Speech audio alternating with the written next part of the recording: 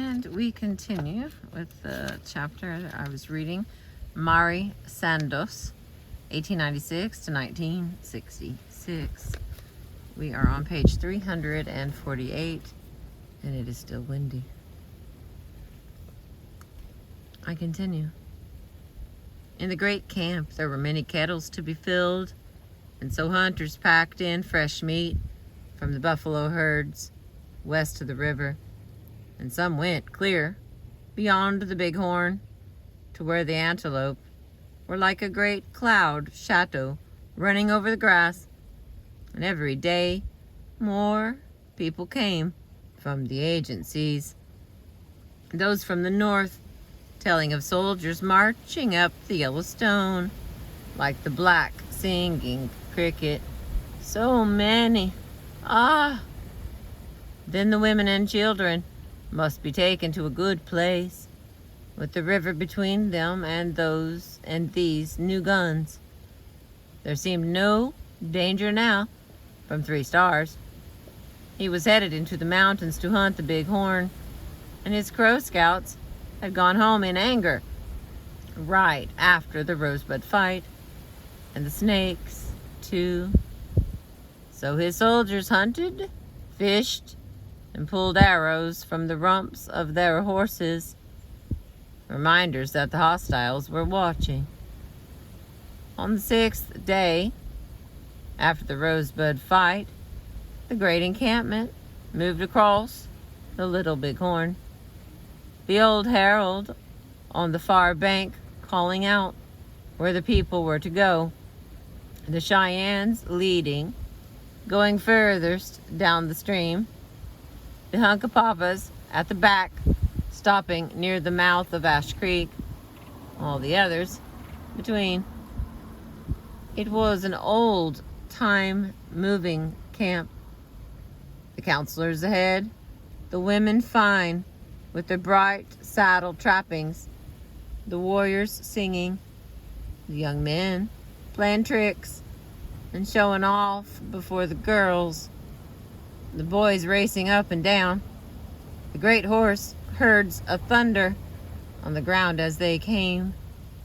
By evening, the 5 great circles and several small ones were spreading along 3 miles of river, as orderly as after weeks of living. That night, there was dancing everywhere, not a ceremonies, but for the young people.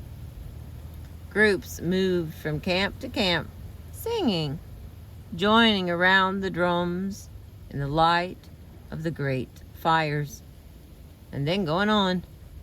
Prettiest girls choosing their partners from among the young warriors who had done big things on the Rosebud. It was a night of fun, lasting until the stars faded into dawn. Next morning, the camps slept late, many going straight to the river for bathing when they awoke.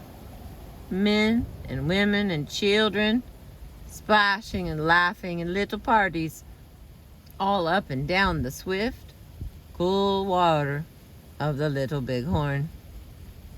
As the climbing sun burned hotter, they scattered, some to move the grazing camp horses, many to the shade of the trees along the stream, most of the women going to the lodges to some easy visiting work, like rubbing the buckskin or waving the fly brush over the sleeping children. Some of the younger ones taking the turnip diggers to the hills north of the river. Many of the warriors loafed in the shade of the rolled-up lodges, talking lazily about the fighting the other day. Even the few boys around the camps were quiet. The whole great encampment, like a dog lying in the sun. It was true that the Cheyenne prophet, Box Elder, had sent out a crier a few days ago to warn the people to keep enough horses up, that he saw soldiers coming in a dream, and yesterday A nobo went around saying the soldiers would be here the next day.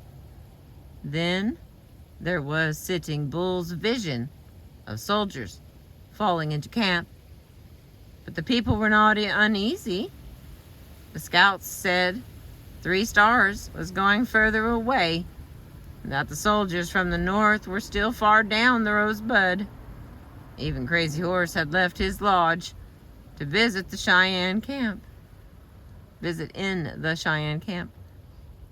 But the Oglala, crossing the ridge on his way to Red Cloud, happened to see a dust hanging like smoke on the breaks up beyond Ash Creek, and many men moving under it.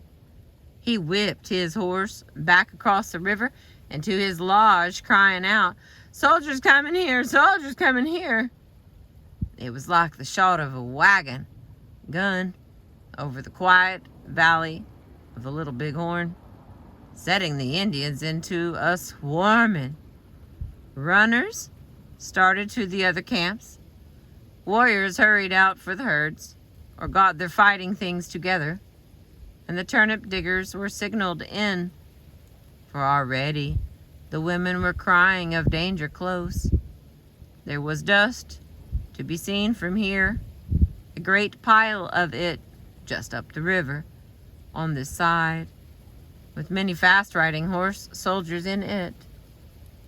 That was true, for already they were near the Hunkapapa Circle, stretching themselves into a line of blue riders from the river to the hills, their Indian scouts on the higher end. A row of smoke puffs came from the soldiers' guns.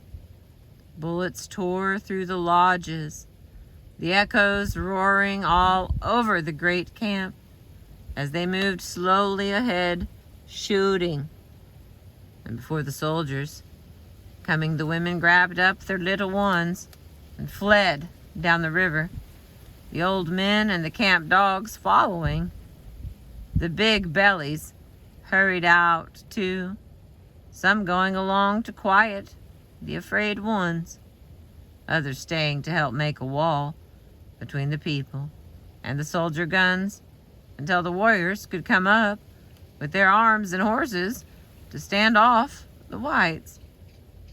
And as the herd came flying in from the hills, the young men caught up the first good horses they reached, jumped on, and with a whooping charged off into the fight. With many Hunkapapas facing them and more Lakotas and Cheyennes coming hard, the soldiers got off to fight on foot, and when the warriors saw this done, they felt very strong. First, they struck the Rees, driving them from the fight, making them drop some Hunkapapa horses they had cut off, and leaving the whole end of the soldier line open. Only one, a half Lakota, that the northern people knew as Bloody Knife, stayed with the whites, and him they cut down like a sneaking crow found in the woman's lodge. By the time Crazy Horse and Big Road, with some Oglala warriors, reached the Hunkapapa camp, there was already much damage done. The lodges torn by the bullets, many knocked down, some burning, and just beyond, where the fighting was, several hundred warriors stood against the soldiers, with Sitting Bull, Black Moon, and Gall leading them. Crazy Horse was on his yellow pinto, striped to breech cloth, a splattering of hailstone marks on his body, the lightning streak down his face, and the red-backed hawk on his head. And when the warriors saw him coming, they made a roaring and lined up for a charge. But he remembered their need to save ammunition and all the jammed guns they got from the horse soldiers on the Rosebud. "Be strong, my friends," he called out. "Make them shoot 3 times fast so their guns will stick and you can knock them down with your clubs." He said this over and over as another would sing a song, holding the warriors back while he rode up and down before the soldiers, drawing their fire to him as the man in his vision had. Bullets like hail around him and not touching. And when the shooting slowed down, the men began to jerk out their guns, making loud words. The Indians charged, and the scared soldiers broke and ran like crazy men for a patch of brush and trees near the river, the warriors getting many on the way. But now they had a little hiding place, and the Indians had to crawl up over flat ground, so the fighting slowed. But it seemed like the soldiers could not stay still. They kept coming out and looking back up the trail, and finally they jumped on their horses and retreated through the warriors between them and the river. There was no crossing, but they spurred their horses to jump the high bank into the water, with the Indians after them as after buffalo, caught in shifting quicksand, knocking them from their horses with war clubs as they tried to get out on the other side, their horses slipping and falling back, the Indians making the Yahoo, the game-killing cry each time they struck. But many got away, and with the little soldier chief in the lead, they headed toward a hill, some of the warriors after them, others going back to finish the scattered soldiers and to pick up the guns and shells and round up the horses. While they were stripping the whites, one of the Cheyennes from the South Country stopped to look carefully at the markings on a soldier coat. It was the same as on the one he had got in the wish to fight, where Longhair had killed his mother and his wife. So these must be the same soldiers, these who were laying on the ground here, and who died like buffalo in the river. With the blue coat held out in his hands, he ran from one to another, showing it, crying for all the valley of the Little Bighorn to hear. "My heart is good. This day my heart is good." The water running as with the raining down his dusty face. But now a messenger came riding, his arm pointing off across the river. More soldiers, going down along the ridge on the other side, just across the river from the lower camps, where the helpless ones were. There was a fork-tailed flag ahead, and behind it, a long double row of soldiers and dust. So much dust that one could hardly see the bunch of gray horses that were among them. Ha! It was indeed as in Sitting Bull's vision. Soldiers came falling into camp. Crazy Horse saw that the big fight would be made down there.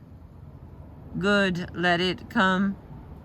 He felt very strong today, because the warriors were as they had been on the Rosebud, not after coups and showing off, but striking hard, striking to kill. That was what had scared the many soldiers of 3 stars away and broke those who came here. So Crazy Horse and Gall and Knife Chief called their warriors together with their bone whistles and spoke a few words for a charge on those soldiers going against the lower camps, already so close to the fleeing people. A few stay here to watch those on the hill. The rest go against the new ones, Gaul told his hunk of papas, and started off down the soldiers' side of the river. Remember the helpless ones down there. This is a good day to die, Crazy Horse said to his Oglalas. But they needed no heating words now. Hoka hey, they cried, lifting the new soldier guns high as they swept off down the river behind the hunk of papas, while Crazy Horse hurried to gather up the warriors still scattered over the fighting ground and to bring up as many as he could from below. By the time they got to the half-struck lodges of the lower camps, he saw 4 men ride out of the river and up towards the soldiers. They were half a mile away, but they looked like Cheyennes. 4 Cheyennes, going out alone to hold hundreds of soldiers back from the river crossing until the Lakotas coming hard along the bottoms got there. They rode in a brave little row, their horses moving together as in a dance, their guns blooming into smoke together and making a stir among the soldiers as if some were hit. Then there was a long row of smoke puffs from their guns, but the Cheyennes kept riding, shooting together again, 4 guns against almost 300. It was a great thing, and Crazy Horse whipped his tiring pinto faster to where Black Shawl, indeed a warrior's wife, had another horse waiting. He stopped for a word of counseling with Sitting Bull and the other big bellies, holding the people together, making plans for a stand or flight, and a scattering of more soldiers came. Too many more soldiers. He saw Worm and Little Hawk and limping Black Elk among the women and children, speaking calm and quieting to them, showing them all the guns and bows and war clubs ready among them if the soldiers came near.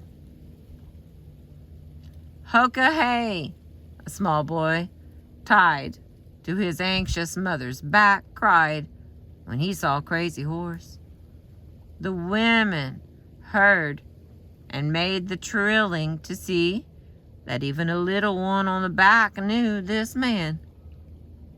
Hoka hey, answered Crazy Horse as he threw a handful of fooling gopher dust over his fresh war horse and put some little grass spears through his braids because they were like the driving snow of the winter storm.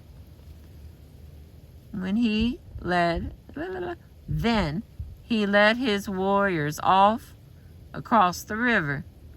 By now, many Indians too late for the fight at the Hunkapapa camp, where over the crossing and charging up the ridge toward the front of the soldiers, as Gaul and the others came sweeping along the slope, driving some of the back ones before them.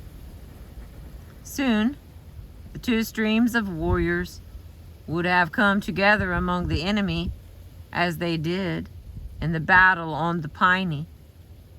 But the soldiers were stopping along the ridge in little bunches, many off of their horses. The warriors already charged the horse holders and getting a hard shooting defense, the guns of the whites making a roar like a hailstorm before a wind a great cloud of smoke and dust rising to hang along the ridge.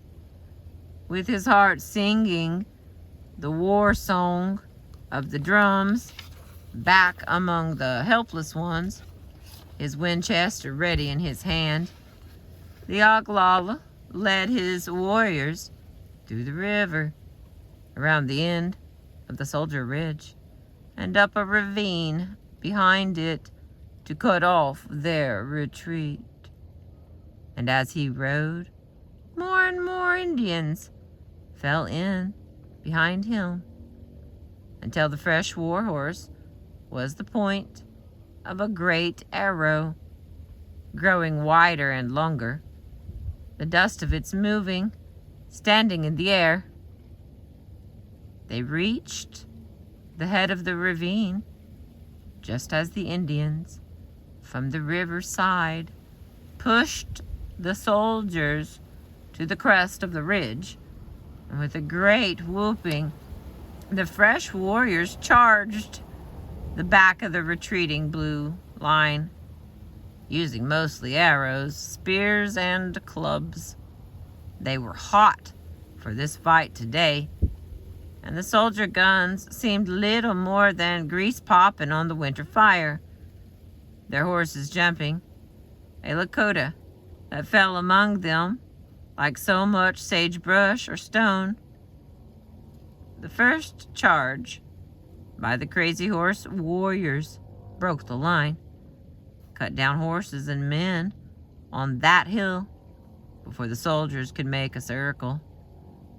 At the next charge, a few Indian horses were hit, another man or two. Nothing at all in the fight of this summer day on the Little Big Horn. As the hundreds of warriors circled and charged and circled again, many brave deeds were probably being done everywhere, and nobody had time to see them in this great roar of fighting that deafened the ear, the dust and powder smoke that make a darkness as of evening.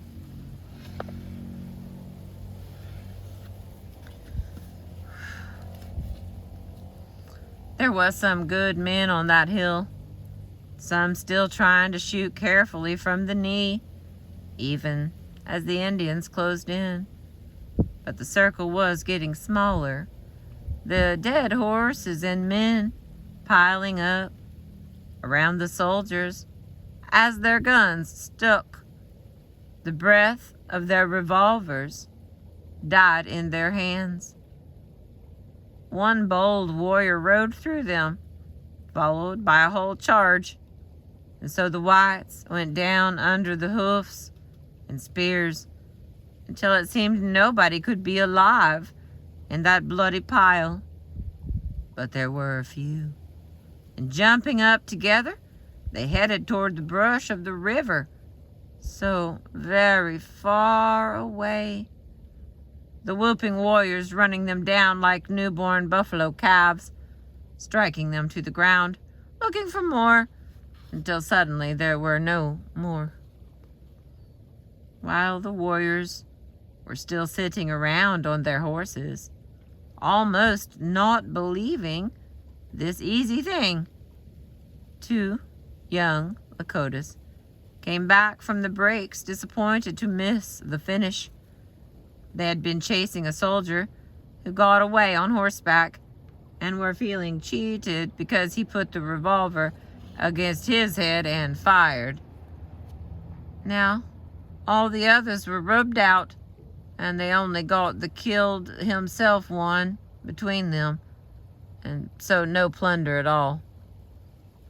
Yes, it was truly a strange thing that only a little while ago there had been several hundred soldiers, and now suddenly there were no more to kill. Even the horses were gone, rounded up down along the river by boys from the camps. They had been so worn out that they were not afraid of Indians, as American horses usually are. They just stood to be caught. When every brush patch had been whipped through for any hiding ones, Crazy Horse went back to the ridge of the dead. By now they were all stripped, laying naked and white as buffalo fat, where the clothes had kept off the sun, looking so pitiful, so helpless. It made him feel bad for them. So many, and dying so foolishly. Why did they have to come shooting the people? Slowly, he went among them to see if there were any more. He knew, besides the one who had died fighting so hard down at the river, the small white man called Reynolds, who used to be a boy living with his family in the Upper Platte country. Crazy Horse had been told that the Cheyennes liked his little sister and had stolen her. California Joe, the old mountain man with the red hair on his face, had helped get her back, it was said. There was a trader's son among the dead, too. Mitch Boyer, the one they had seen in the fight with the crows. Crazy Horse was sorry about killing him, but if the Cheyennes were right, these soldiers were the ones who had struck their people in the winter camp on the Washita, who came to the Yellowstone 3 years ago and later made the Thieves' Road into the Black Hills. He found nothing of their long-haired chief called Custer, the man with the yellow hair falling loose over his shoulder. Yet they were bad people, and the trader's son should not have been with them.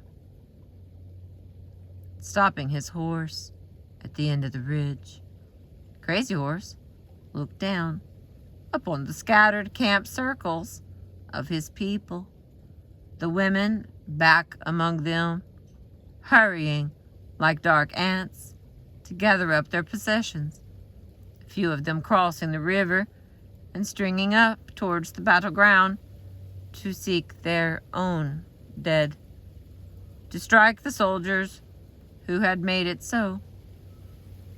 Crazy Horse felt almost dead too, so tired. Finally he started towards the crossing and home. The warriors who had been held away by his standing coming up beside him from this side and that, all talking of the great things done this day, especially of the 4 Cheyennes who rode out alone against the hundreds of soldiers, holding them until the others got there. 4 against so many. A truly great thing. Yes, Crazy Horse had seen it. Then there was Moving Robe, the Cheyenne woman who carried the staff of her brother killed on the Rosebud into the fight today, and Yellow Nose, the Ute captive among them who had been brave, and the strong Lakotas, too many to count. But the greatest deed of all was cutting off the retreat of the soldiers. That was not a thing done by one man, but by many, following the plannings as they were made. Crazy Horse told them. How? And the plannings of the surround were good ones, and came from one man. But Crazy Horse had not stayed to listen. Remembering now the other bunches of soldiers he had seen along the ridge, he went back to look at them, particularly those where a very brave little soldier chief had held the warriors off a long time. Most of these whites, too, had been struck down close together. Truly, It seemed that almost nothing was done for glory or personal power today, but all for the protection of the people. It was a great battle, and it should make any man feel good. But there were Indians lost, too. Their people coming to haul them away with the travois now. Then there would be keening in the villages, and angry relatives riding for revenge against those other soldiers still waiting on the hill above the Hunkapapa circle. Crazy Horse was surprised to remember them now. They had been so forgotten. At the river crossing, he saw an American horse standing alone with many bloody wounds. He thought of shooting it, but he had no bow. Along with the bullet, it might be worth very much after today. So he rode away to his camp. Black Shawl was back, if she had ever fled very far, and came running out to meet her man, to see that the blood mixed with the dust and sweat and paint was not his own, that he was not scratched. She brought him hot water and a piece of soapweed root for washing, fed him, and had another fresh horse ready so he could go to the hill where the live soldiers were. On the way, Crazy Horse saw some young warriors dressed in soldiers' clothes, with flags and bugles, riding around in twos, like the soldiers. It seems some whites, left hidden in the brush from the morning, had come out when they saw the blue coats, and then ran back into the bushes when the warriors began shooting with the captured guns that were good after they knocked the stuck shells loose. They had shot at some of the soldiers from the hill who tried to come down for water too. Maybe they had hurt them, but they hadn't tried very hard. After the big fight, they felt too good for much more killing. When Crazy Horse got up on the hill, he saw it was true, that more whites had come there, bringing pack mules, as the watching warriors said, and that they had really been digging themselves down into the stony hill as a turtle digs into sand. But it seemed they were not satisfied with that place either.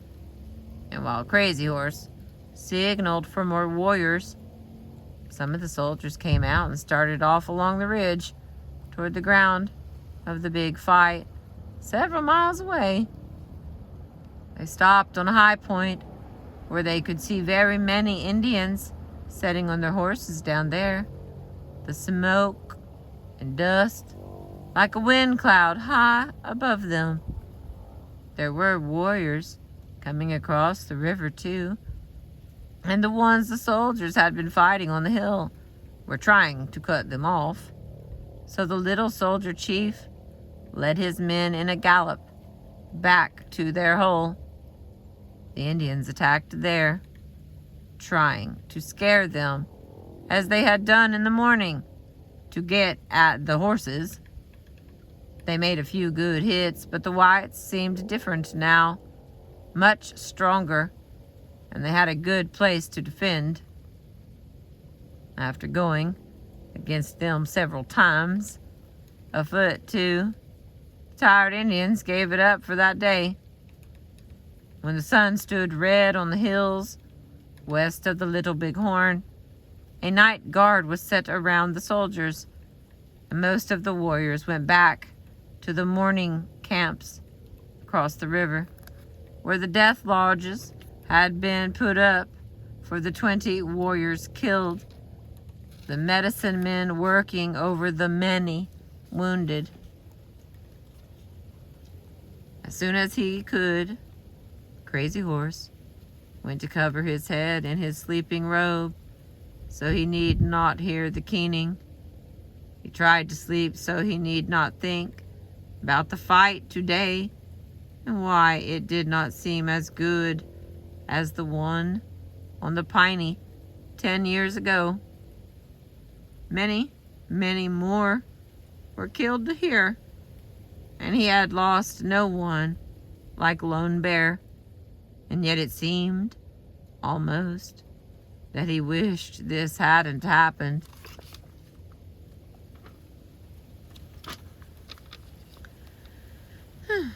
And it seemed almost that he wished this hadn't happened. Could it be that his warrior days were over? The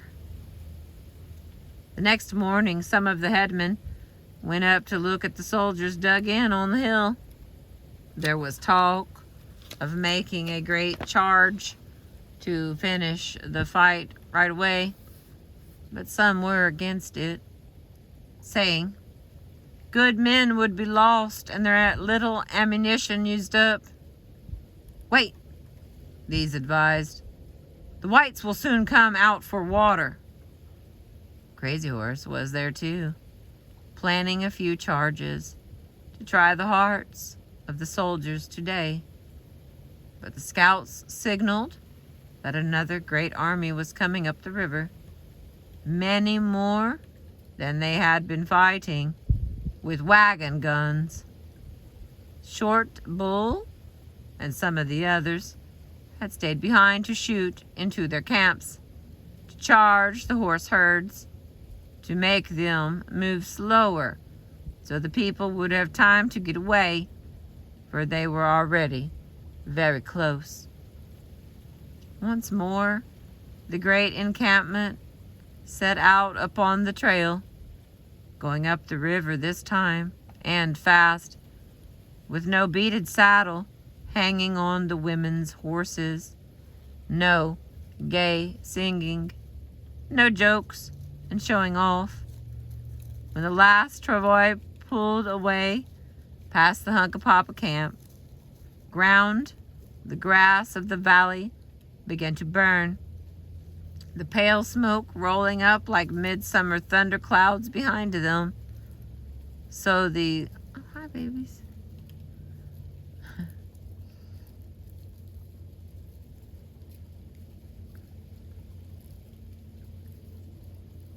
So the long line of people hurried away toward the shelter of the White Mountains, leaving the places of the soldier fights behind. The ridge with the dead ones bloated fat in the hot sun, and the hull with the live ones too, the last of the watching warriors from their falling in with those who guarded the rear of the people as the camp disappeared into the breaks along the river. The battle of the Little Big Horn was done. That was Mary Sandoz, Crazy Horse, strange man of the Oglalas. She writes the Battle of Little Big Horn, Hostiles and Friendlies, and Story Catcher of the Plains, if you want to read about some of her other stuff. I don't know if I have time to read one more. Let's see. 66. Well, let's try for fun. The next lady is Angie. I'm going to go with Debo, D-E-B-O, born 1890, She was born in 1890. She lived till 1988. I may or may not be tired. Angie Debo, called the First Lady of Oklahoma history, was born in 1890 in Beatty, Kansas, into a farming family at the age of 9. She moved with her family in a covered wagon to a new farm near Marshall, Oklahoma Territory. As she had in Kansas, Debo attended one-room schools in Oklahoma, excelling as a student and becoming the teacher herself at 17. Over the next decades, she received an AB degree at the University of Oklahoma, 1918, AM degree from the University of Chicago, 1924, and a PhD degree from the University of Oklahoma, 1933, all while working variously as a teacher in one-room schools, high schools, colleges, and universities in Oklahoma and Texas. However, DeBo's career was deeply marked by assumptions that a woman should not take academic positions away from men, even if that woman had a PhD, when the male candidate did not, and she was unable to secure a full-time position at a university. Instead, DeBo taught sporadically at the university level after earning her doctorate and focused her attentions on research and publishing. What followed was a long and controversial career during which DeBo transformed the study of Native American and Western history. Her Rise and Fall of the Choctaw Republic, 1934, traced the political formation of an influential confederation of tribal groups in the Old Southwest. Her controversial and Still the Waters Run, The Betrayal of the Five Civilized Tribes, 1940, was an eloquent and meticulously researched examination of the history of the Cherokee people in Oklahoma. She is remembered today for her several studies of Native American cultures, including The Road to Disappearance, A History of the Creek Indians, 1941, The Five Civilized Tribes of Oklahoma, 1961, A History of the Indians of the United States, 1970, and Geronimo, The Man, His Time, His Place, 1976. She is also known for several studies of Oklahoma's development: Tulsa, From Creek Town to Oil Capital, 1943, Prairie City, The Story of an American Community, 1944, and Oklahoma, Footloose and Fancy Free, 1949. DeBo's frank discussion of land swindles and mistreatment of Native Americans by prominent Oklahomans raised terrific controversy surrounding her work. About her writing, DeBo said, "I have only one goal: to discover truth and publish it. My research is objective, but when I find all the truth on one side, as has sometimes happened in my study of Indian history, I have the same obligation to become involved as any other citizen." In the years since her death in 1988, historians have re-examined DeBo's works and have found them to be largely accurate and, in fact, fair-handed accounts of events, as reflected in the documentary evidence. In this selection from her biography of Geronimo, she presents the chief in the context of his culture, demonstrating his place among the Apache in direct contradiction to the more common representation of him as a bloodthirsty savage, emphasizing Geronimo's place within his family. She humanizes the mythological warrior of the plains, even while she presents him as statesman and hero, standing with his people and their lands against the waves of settlers and soldiers who meant to swallow up both. More thirsty in my life. Sorry, guys.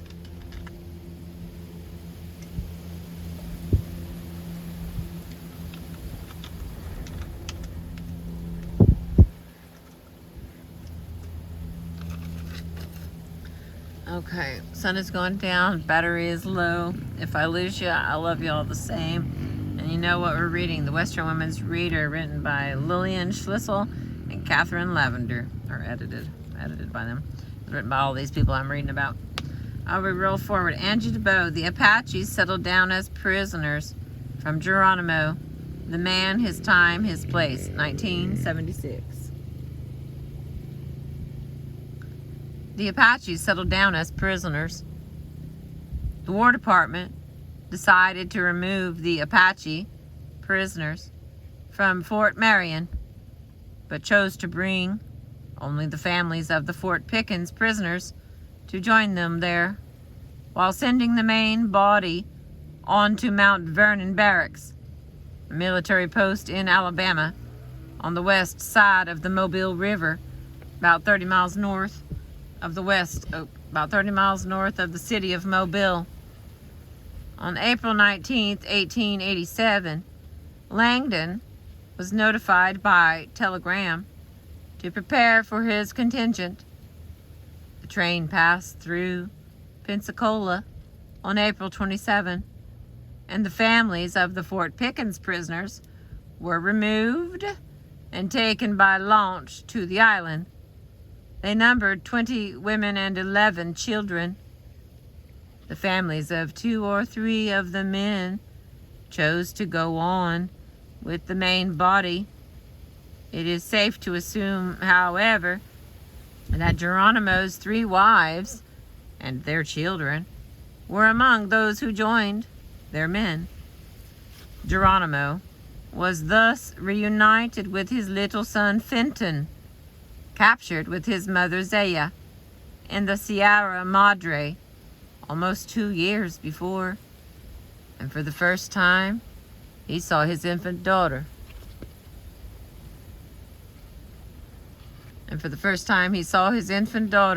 Lena. Probably he learned only then of the death of the little girl he had sent back with Mouse in anticipation of the surrender he failed to carry out. Chapo's young wife went on to Mount Vernon. Her name appears in a list of the prisoners there in 1887 or early 1888. Probably her baby had died by this time. She herself must have died shortly after. Donce, of course, went to Alabama with her husband, but Geronimo must have received news of her and of other family members and friends in the band. He always showed a surprising ability to keep in touch with relatives and associates from whom he was separated. One can be sure that Nishi was reunited with his 3 wives, and that Dilclaith, the daughter of Victorio, also joined her husband Magnus. Hura came too, but apparently Magnus did not welcome her. An especially well-informed observer who visited prisoners later referred to her as Magnus's divorced wife, with whom, however, the kindly Magnus did not quarrel, although she was confined within the same precincts. This perceptive visitor found Nishi gentlemanly, though dignified and reticent.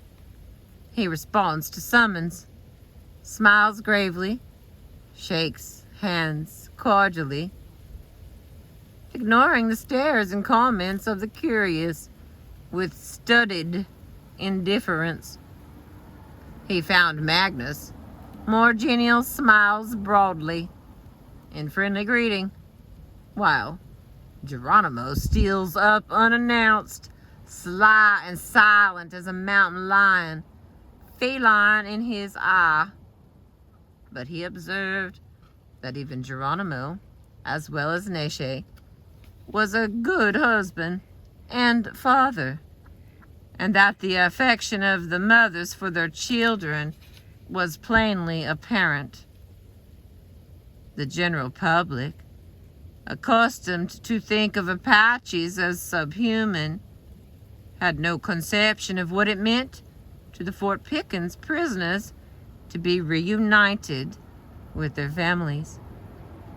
A letter written the following year by a tourist is revealing. I had good luck today. Saw Geronimo. He is a terrible old villain, yet he seemed quiet enough today nursing a baby. The baby, of course, was Lena. Now he could hold her in his arms. Langdon settled the families in the dilapidated casemates for merely used as officers' quarters. Thus, each family had a separate apartment.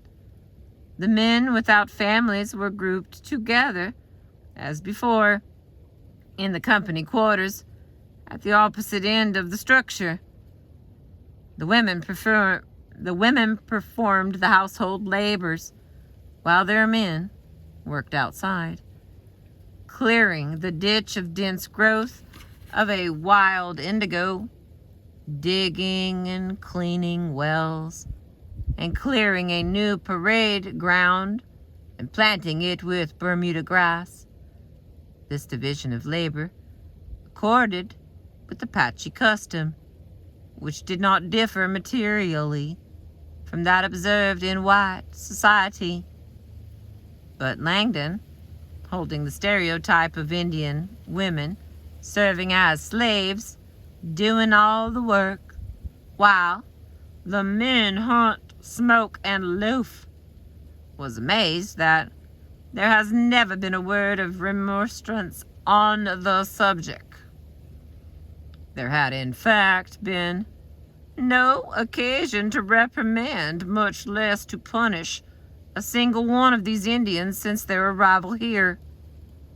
Their good conduct went beyond an enforced submission. Langdon commended them for their cheerfulness of demeanor, for their prompt alacrity in obeying orders, and for the zeal and interest shown in the duties assigned to them. But upon a return to more normal living, with the presence of their wives and children, they were emboldened to express hopes for their future. 2 or 3 of them, no doubt, Neche, Geronimo, and perhaps Mangus, went to Raton and asked him to tell Langdon that they were very desirous of going into permanent homes on lands they could cultivate as their own. Langdon was not ready to encourage even such timidly expressed demands.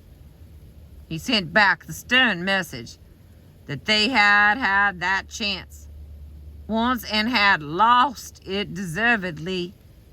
Their lives had been spared by the strong but merciful government, and they should be thankful to be forgotten for a while. Otherwise, it might be remembered that they had not as yet been punished for their crimes. After that warning, as Langdon reported it, nothing more has been said about farms. So he thought. They got Raton to write to General Stanley at San Antonio, asking him how much longer they would have to stay in prison and when they would get the good land Miles had promised them. It would be 26 more weary years before their hopes would be realized. I am an old man now," said Nishe at Fort Sill, and he still asked for homes to ourselves, where we can be to ourselves.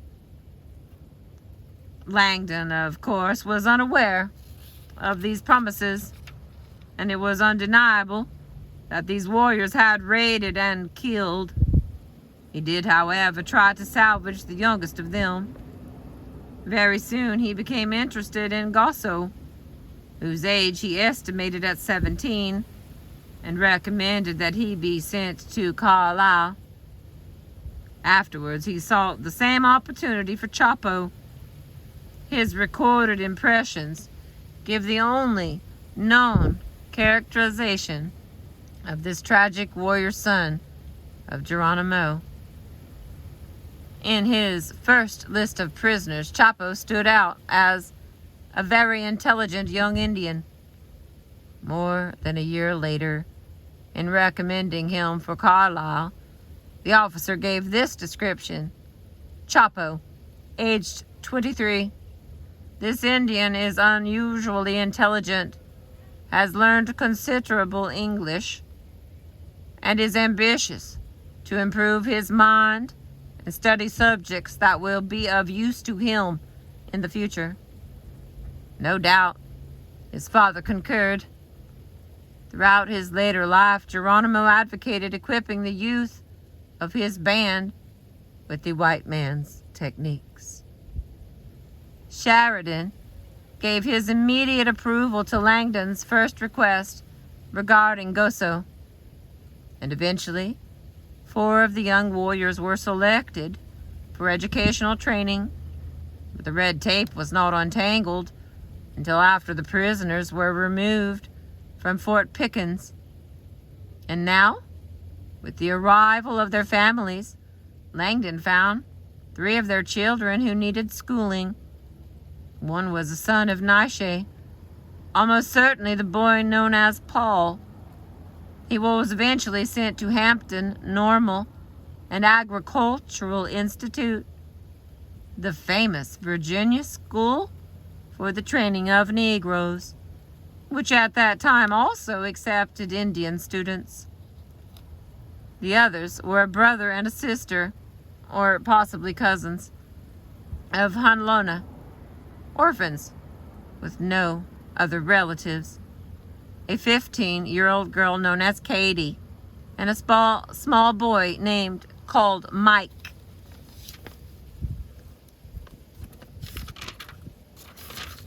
I'm not going to finish this one, I can tell already. Okay. Langdon soon became disturbed about Katie. An observance celebrated by the band in early June was unquestionably her womanhood ceremony. The Indians had wanted to hold it earlier, but Langdon, cooperating with the local tourist business,